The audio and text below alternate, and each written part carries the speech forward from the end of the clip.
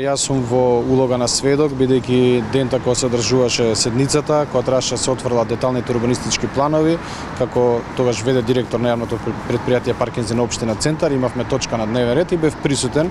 на сите тие настани кои што се случува и ќе ги опишеме сите оние настани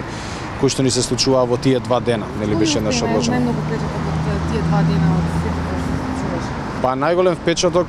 ни остави немилосрдност, односно тоа нешто што ни се повторуваше потоа, пред тоа на 24 декември, потоа на 27 април, тоа беше се случи во општина Центар. Значи начинот и вулгарноста на кој што беа спремни за да ја спречат и да одложат таа седница на која што требаше да се отворат деталните урбанистички планови, се со цел да се спречи Скопје 2014, потоа знаете се случија многу други работи кои што со приведувањето на Шиповиќ го изгубивме мнозинството и сето тоа стана едноставно невозможно.